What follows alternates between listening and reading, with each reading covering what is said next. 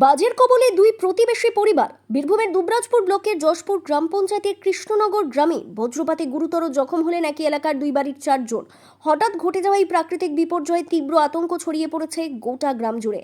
স্থানীয় সূত্রে জানা গেছে, আচমকাই আবহাওয়া খারাপ হয়ে বজ্রবিদ্যুৎ সহ বৃষ্টি শুরু হলে কৃষ্ণনগর গ্রামে পাশাপাশি দুটি বাড়ির উপর একটি জোরালো বাজ এসে পড়ে। বিকট শব্দে চারপাশ কেঁপে ওঠার সাথে সাথেই দুই বাড়ির সদস্যরা ঘরের ভেতরেই জখম হন। বজ্রাঘাতের তীব্রতা এতটাই বেশি ছিল যে আহতদের এক একজনের শরীরে ভিন্ন ভিন্ন রকমের আঘাত লেগেছে। ঘটনার পরেই গ্রামবাসীরা তড়িঘড়ি ছুটে এসে আহত 4 জনকে উদ্ধার করে দুবরাজপুর গ্রামীণ হাসপাতালে নিয়ে যান।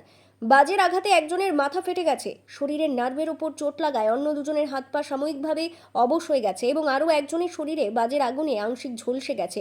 বর্তমানে দুবরাজপুর গ্রামীণ হাসপাতালেই তাদের চিকিৎসা চলছে। দাঁড়াইছিলাম, জানলার সোজাইছি ছিলাম, দাঁড়িয়ে বাচ্চাগুলা যে ঘর ঢুকছে না, ঘরগুলা ঢুকেছিলাম, ওইখানে দাঁড়িয়েছিলাম, ঘরে সবাই ছিলাম আমরা। তারপরে এমন ছটা আইলে কারেন্ট মতন হয়ে গেলো গোটায় শরীরে।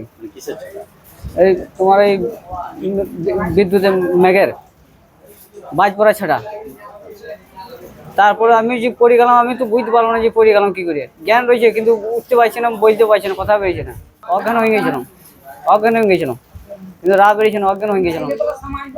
এদিকে পাশাপাশি দুটি বাড়িতে এভাবে সরাসরি বাজ পড়ার ঘটনায় স্তম্ভিত কৃষ্ণনগর গ্রামের বাসিন্দারা।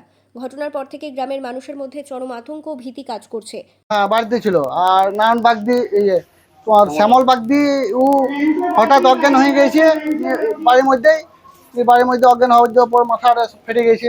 মানে কোথায় কোথায় লেগেছে তাদের ওই তোমার নারায়ণ বাগদির ছেলে গোটা পা গেলে একবারে অবশ হয়ে গেছে, আর শ্যামল বাগদি ওর মাথা ফেটে গেছে। তারপরে গোটাই শরীরে জ্বালা করছে, মানে সবারই শরীরে জ্বালা করছে শুধু।